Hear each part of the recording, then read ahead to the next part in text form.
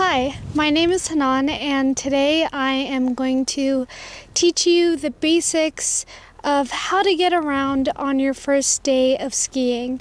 I always recommend that you do actually sign up for a lesson, but if your lesson is the second day of your 3-day vacation and you just need something to get you by your first day, then that's what I'm here for today. I will let you know on how to carry your skis, how to get comfortable on your skis, and how to begin stopping on your skis so you could at least get down a bunny hill without too much damage.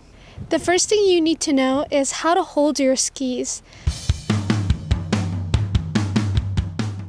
Before we even get started, you want to make sure that you can walk around the resort comfortably and not lugging around the skis in a way that just makes it really uncomfortable to kind of carry. So, you have 2 skis. Your skis have brakes on them. What are brakes? What do they look like? What do I look out for? Well, it's right here. These are your brakes. These things right here. And it is attached to your binding.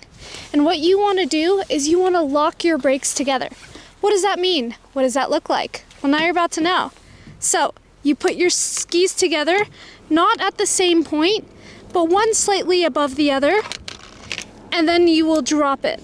And you'll see, bam, it holds it all together. So, now that they're locked together, you want to know how to actually carry them.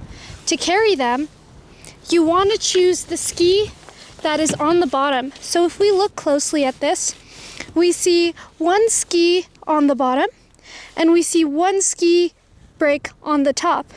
What you want to do is you want to face it forward to the ski that was on the bottom, right? Which connects to the outside ski. Switch it over this way. Once you got it over this way, the bottom brake is facing on the outside. You want to slip your hands in this little area right here, the front of the binding. And what that looks like is like this. Once you have your hands in there, bam, you're all set. You can walk around the resort just as much as you want, with as much ease as you want. And then also make sure to hold your poles in the other hand. In order to hold your poles, just hold them together like this. Kind of near the top, but not at the grip, just like that. And you are good to go. Now, the next thing you can also do is, if you're walking a little bit of a longer distance, there's another way you can carry your skis, but you just have to be a little bit more careful for that. And I will show you that right now. Okay, the second way to carry your skis is we still keep the binding that's on the bottom on the outside, and we flip it around to where it's upside down. Okay? Once it's upside down, pick the skis up. You have the front of the binding and the back of the binding. Put it on your shoulder with the front of the binding, as you can kind of see. I'll get a little closer for you. With the front of the binding behind your shoulder. And there you go. With one arm over to balance or counteract the weight, you're all set to move around. And kind of in the same way that you held your poles in the other way that we held the skis, you hold them on the other hand. Look at that! You already look like a pro. Okay, so now you know how to hold your skis. Let's talk about how to actually get into your skis. One thing to note is, despite having 2 skis, there is no left or right ski. Whichever ski's closest to whichever foot will work out. So when you lay your skis down, don't look for a right or left mark. There won't be one. In order to go ahead and mount your skis, take them apart. So just slide one up, and there you go. Then set them down. Once they're set down, then you're gonna click in, and I'll show you what that looks like. So what you want to do is always make sure there's no snow on your boot. I currently don't have any, but if you have snow on the bottom of your boot, it won't slip into the binding. So give it a little kick that looks like this, and that will clean up all of the snow from the bottom of your boot. Once you've done that, then you have something right here, this lip right here, okay? Slide the lip in to the front of the binding. Once you do that, just give it a good stomp, and bam, you got it on. Then you got the other one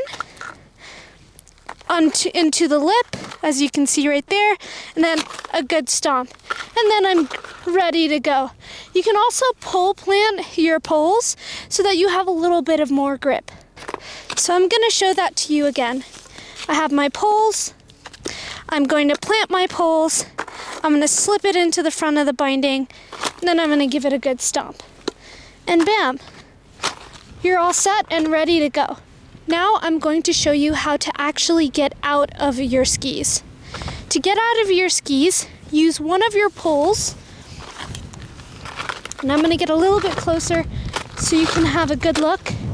Use one of your poles to just, there's a little hole right here. You don't want to put it in the hole. You want to put it on top of the hole, the very tip of your binding brake, and you give it a good push, and your foot is free. Okay? And then I'm gonna do that on my other one. Bam, I'm free. Once you've got your binding on, you want to start to get familiar with yourself as a part of the skis. And in order to do that, give yourself kind of like some slides. Back and forth, back and forth, back and forth. You're not picking your feet up, you're just going back and forth, back and forth, back and forth. If you need to plant your poles to make you feel a little bit more comfortable, no worries, okay? Once you got that down, start moving backwards. See how you feel about moving backwards. Okay, you're all set. Now let's try moving forwards. Oh, you feel great. Awesome. Then try to do it a little bit with a bigger stride. And then give yourself a bit of a push. I'm doing my shuffling, but not only am I shuffling, I am also, we got a little bit of a gust of a wind there. So not only am I shuffling, I'm kind of gliding as well. So, okay, just to kind of get your body ready to what it feels like to be on the snow. So once you're like, okay, I feel a little bit more comfortable, let's talk about a good posture. So think of a good posture as in, if somebody was to tie a string to the top of your head and pull it very, very straight, you'd kind of stand like this. I'm going to turn to the side so you can really see what I'm talking about. You'd stand kind of like this, super, super straight, right? But if they were to let go of the string, then your body would relax and look something like this. Okay? My knees are slightly bent. My weight is at the lip, at the front of my shoe. So if I'm thinking about my boot, my shins are directly on the lip of my boot. My calves are not really touching the back. Okay? And so I have a nice bent knees, and in the same time I have a low and ready stance. If you stay low, then you tend to have more balance and have a little bit more control.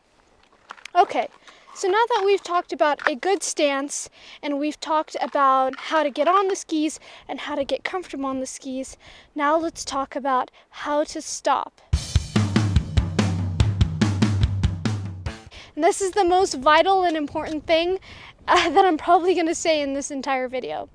In order to stop, let's talk about the physics of your feet. Think of your feet as planes, okay? So they look like this. These are your feet. In order to stop, you have to kind of make this triangular shape, right? But it looks something like that. So not only are you going to make a kind of diamond shape with your skis or a triangular shape with your skis, you also want to dig the insides of your feet in. What does that mean? What does that look like? So if we're thinking about your feet at this plane, you're moving them this way because you want to plow. If you think about a plow in general, right? If you think about a plow has to push, right? Push the dirt. So what you want to do is you want to push the snow. But if your feet are flat, you're just going to glide on top of the snow. You're not really going to push the snow.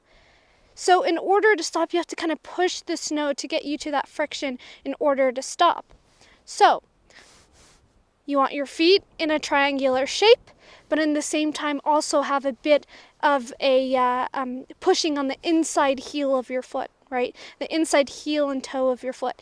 And so what that looks like is you're going from a straight plane and then kind of like this curve into a pizza, okay?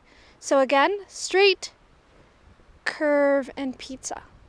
And notice that my feet are not straight going like this with a pizza. By the way, this triangular shape is called a pizza, and that's why I'm saying pizza.